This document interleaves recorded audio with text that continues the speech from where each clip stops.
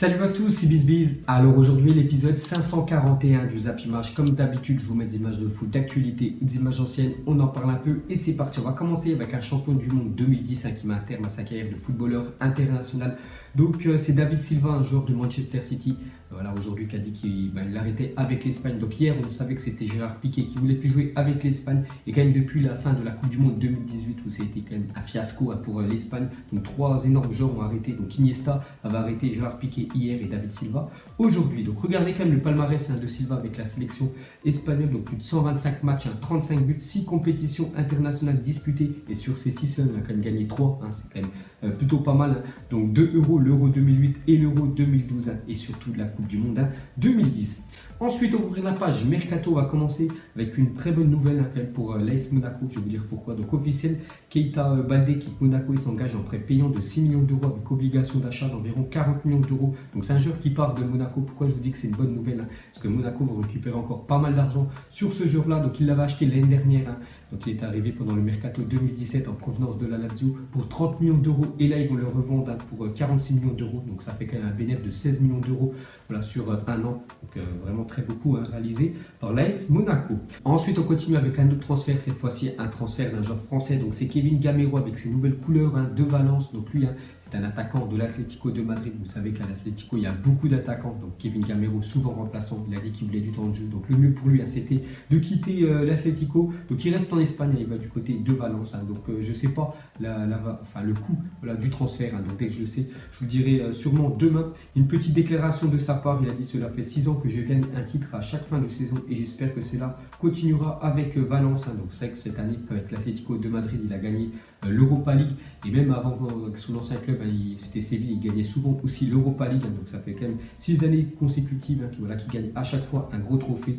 Et il espère que ça va continuer avec Valence. Ensuite, une déclaration de Kimpembe après sa prolongation de contrat de 5 ans avec le Paris Saint-Germain. Donc lui, il est quand même arrivé au club, au PSG, en 2005, Kimpembe. Donc, après, il était au centre de formation et là, il prolonge jusqu'en 2023. Donc voilà, ça fait beaucoup d'années quand même qu'il est dans son club de cœur. Donc il a dit 5 ans de plus au club, c'est une vraie fierté en rouge et bleu. Ça ne change pas depuis le berceau. Donc voilà, la première déclaration de Kimpembe après sa prolongation. Et pour finir avec lui, on peut voir que désormais, il va toucher plus de 7,2 millions d'euros par an. Je crois avant, il touchait aux alentours des 4 millions d'euros. Donc c'est quasiment salaire doublé pour Kimpembe. Ensuite, officiel, le Qatar Sport Club annonce l'arrivée de Samuel Eto'o. Donc vous savez qu'Eto'o, il avait résilié son contrat avec le club de Turquie, je ne me souviens plus c'est lequel. Donc actuellement, il était libre sur le marché des transferts. Donc il y avait des rumeurs qui pouvaient venir du côté de la Ligue 1. Donc c'est pas fait parce que normalement, il va s'engager avec un club du Qatar. Ensuite, l'AS Roma finalise les négociations pour la signature de Steven Nzonzi, un nouveau champion du monde avec l'équipe de France. Donc Monchi, directeur sportif de l'AS Roma, finalise les termes du contrat, montant du transfert environ 30 millions d'euros plus bonus. Donc lui aussi, il a dit qu'il voulait quitter Séville, Steven Nzonzi. Donc il y avait aussi des rumeurs en Ligue 1 qui pouvaient aller du côté du PSG. Et normalement, il devrait aller en Italie du côté de l'AS Roma. Ensuite, cette fois-ci, un nouveau joueur côté parisien. Donc déjà, pour venir au PSG, Jérôme Boateng demandait un salaire annuel de 15 millions d'euros. Donc c'est pour ça que ça a coincé que Boateng, pour l'instant, il est toujours au Bayern Munich. Donc le PSG ne voulait pas lui donner autant d'argent en salaire, 15 millions d'euros. C'est quand même énorme. Donc le nouveau joueur quand même du Paris Saint-Germain, donc il va passer sa visite médicale aujourd'hui. Donc normalement, même peut-être cet après-midi, ça devrait être déjà officiel. Donc Kilo Kehrer, futur défenseur du PSG, n'en coûtera que 5 millions d'euros. Donc en plus, il est très jeune parce que regardez ce profil de ce joueur allemand. Donc 21 ans, donc très jeune, 1m86, défenseur central droitier. Donc à Schalke, il a signé en 2016, 59 matchs, 4 buts. C'est pas mal quand même, 4 buts pour un défenseur central. Donc en sélection nationale, 9 matchs chez les espoirs, capitaine, palmarès champion d'Europe espoir avec l'Allemagne en 2017. Donc ce joueur-là, ça devrait être officiel soit cet après-midi, soit demain. Ça devrait être un nouveau joueur du PSG. Et le PSG, je crois, vont débourser aux alentours des 37 millions d'euros. Ensuite, Canal+ annonce que Salah, donc le joueur de Nantes, pas le joueur de Liverpool, veut définitivement quitter le FC Nantes d'ici le 31 août. Donc pour rappel, 50% de son prix de revente ira au Girondins de Bordeaux qui avait négocié cette clause lors de son transfert en 2015. Donc voilà, Salah devrait quitter le FC Nantes. Ensuite, Claude Puel serait en grand danger sur le banc de Leicester et les deux prochaines rencontres contre Wolverhampton et Southampton pourraient sceller son avenir. Pour l'entraîneur de Leicester qui a perdu le premier match en Première Ligue cette année. Bon, après, c'était contre un gros parce que c'était quand même contre Manchester United. Donc Thierry Henry serait ciblé pour le remplacer. voilà les gars, peut-être Thierry Henry, peut-être futur entraîneur de Leicester. Ensuite, pour affronter l'Atlético de Madrid demain en Supercoupe d'Europe, Julen Lopetegui a choisi de convoquer 29 joueurs, dont 5 gardiens. Donc n'oubliez pas que demain, il y a un très gros match. Donc ça sera le Real Madrid, vainqueur de la Ligue des Champions, contre le vainqueur de l'Europa League, donc l'Atlético de Madrid. Donc c'est le derby, on peut dire, de Madrid. Donc voilà, tous les joueurs qui sont convoqués pour ce match. Ensuite, pour continuer sur cette rencontre, donc la Supercoupe opposant le Real Madrid à l'Atlético se déroulera dans un stade de 15 000 places. Donc c'est vraiment très peu quand on compare les deux stades de Madrid, de l'Atlético et du Real. Je crois que ça fait une capacité de 85 000 personnes, alors que là, il n'y aura que 15 000 places. Donc voilà les gars, petite info sur ce match. Donc la ville de Tallinn, donc, où se déroulera la rencontre, a été retenue en raison de la célébration du 100e anniversaire de l'indépendance estonienne. Donc voilà les gars, petite info. Ensuite, Lopetegui, l'entraîneur du Real Madrid, à propos de la situation des gardiens, parce que le Real Madrid, cette année, ont deux énormes gardiens, donc Keylor Navas, déjà, qui a été très très bon les années précédentes avec le Real Madrid, et maintenant le nouveau gardien, donc Thibaut Courtois. Donc il a dit, quelle que soit notre décision, il y aura toujours un problème, parce qu'il y aura toujours un gardien de but qui ne joue pas, mais nous ne voyons pas cela comme un problème et comme deux grandes solutions. Donc voilà, Lopetegui, donc lui il est plutôt content qu'il ait deux énormes gardiens. Donc pour moi quand même ça sera, je pense, Thibaut Courtois le gardien numéro 1. Vraiment dommage pour Keylor Navas, parce qu'il était très bon les années précédentes. Et pour finir avec le Real Madrid, donc selon AS, Lopetegui, donc l'entraîneur du Real Madrid, souhaiterait renforcer le Real Madrid en recrutant encore deux joueurs. Donc deux joueurs, voilà, sont la priorité du Real Madrid, donc un défenseur central et un numéro 9, surtout pour remplacer quand même Cristiano Ronaldo. Ensuite, Tottenham a annoncé que l'inauguration de son nouveau stade prévu le 15 septembre prochain face à Liverpool a dû être repoussée. Le club continue d'évoluer à Wembley au moins jusqu'à fin octobre, parce que le nouveau stade de Tottenham devait être prêt pour le choc quand même contre Liverpool le 15 septembre.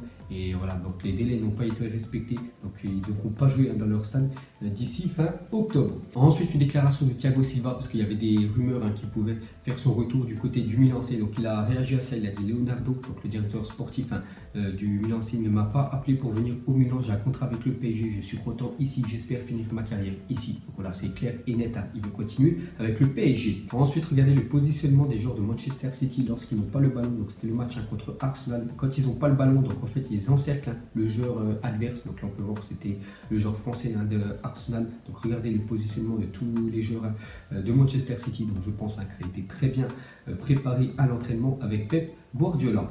Ensuite, le FC Séville a reçu une offre de 22 millions d'euros d'un club français, OM ou Monaco, pour Wissam Ben Yedder, et on demande 25 millions d'euros pour laisser partir le buteur français qui a loupé quand même un penalty en Supercoupe d'Espagne contre le Barça avant-hier.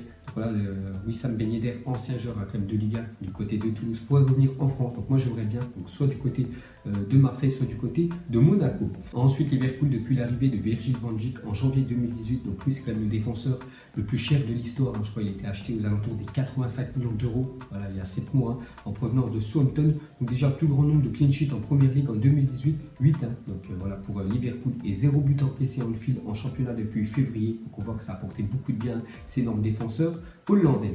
Ensuite, regardez la une Journal Sport. Aujourd'hui en Espagne, c'est marqué Dembélé intransférable. Donc selon Sport, Ousmane Dembélé est intransférable aux yeux de Valverde, donc l'entraîneur du Barça, et d'Eric Abidal, donc le directeur sportif du FC Barcelone. Ensuite, selon l'équipe, Yacine Brahimi, FC Porto serait pisté par l'AS Monaco. Donc le club monégasque pourrait même formuler une offre pour l'ailier algérien dans les prochaines heures. Donc vu qu'ils ont perdu quand même Keita Baldé, qui est parti du côté de l'Inter Milan, donc ils penseraient un très bon coup à Yacine Brahimi. Donc lui, ça peut être un joueur qu'ils achètent pas cher et qui revend donc de 1 ou 2 ans le double de son prix. Ensuite, direction rapide au Portugal, et regardez les résultats de la première journée de Liga NOS portugaise. Donc on peut voir que là-bas aussi tous les gros ont gagné. Donc, je sais qu'en Angleterre tous les gros ont gagné, en France tous les gros ont gagné, et c'est la même chose au Portugal, parce que le Benfica 3-2 ils ont gagné, sinon Porto ils ont gagné 5-0 contre Chaves, et le Sporting, voilà, le Portugal ils ont gagné 3-1 à l'extérieur, et pour moi c'est les 3 plus gros clubs portugais. Et cette fois-ci, regardez les résultats de la première journée de Super League turque. Donc là-bas aussi tous les gros ont gagné, que ce soit le Galatasaray, Fenerbahçe, Istanbul ou Beşiktaş. Donc voilà, tous les gros ont gagné. Et aussi sur le championnat turc et le championnat portugais que je vous ai montré juste avant, il n'y a eu aucun match nul, pareil en Ligue 1. Ensuite, selon Bild, le BMW souhaiterait racheter les parts d'Audi au Bayern Munich, ce qui représente 100 millions d'euros. Hein. Donc le découpage des parts du Bayern, c'est Audi Allianz Arena, donc le nom du stade. Adidas, ça fait 25% voilà, du budget du Bayern avec plus de 300 millions d'euros. Et le Bayern, voilà, ils ont quand même 75% voilà, des parts de leur club et plus de 900 millions d'euros. Donc voilà, ils vont sûrement passer avec BMW, le Bayern. Ensuite, la fondation Messi a fait un don de plus de 4 millions de pesos à l'UNICEF, soit environ 120 000 euros. Hein. Donc voilà, un très beau geste de la fondation de Lionel Messi. Et aussi un très beau geste cette fois-ci de Roberto Firmino, l'attaquant brésilien de Liverpool, qui a payé 70 000 euros pour financer le traitement de 2 jeunes fils qui sont atteints d'une maladie. Donc vraiment très beau geste de Firmino. Et pour finir, mettez-moi en commentaire, donc Arsenal va-t-il retrouver la Ligue des Champions avec Unai Emery? Donc soit oui, soit non. Donc le Arsenal, ça faisait plus de 20 ans quand même qu'à chaque saison, il finissait dans les 4 premiers et qu'il jouait la Ligue des Champions la saison prochaine. Donc cette année, ça fait déjà 2 ans qu'ils ne jouent pas la Ligue des Champions. Donc est-ce qu'avec Unai Emery, ils vont terminer dans les 4 premiers de Première Ligue pour pouvoir disputer la prochaine Ligue des Champions? Donc voilà les gars, la fin de Zapimage 541. Donc si ça vous a plu, un petit like et je vous ferai l'épisode 542 demain. Donc moi je vous laisse et je vous dis à la prochaine comme d'habitude. Ciao à tous. Donc on l'a maquillé avec des mensonges. Et que son âme est moche, plus qu'à la maquiller avec des mensonges. Je sais pas ce qui se passe dans ma tête. Parfois, je voudrais sauver la terre. Parfois, je voudrais la voir brûler. Ça va pas trop, je roule en terre. Trop de haine pour 9 mètres carrés. Tristesse, faut pas. La vie est moche, donc on l'a maquillé avec des mensonges.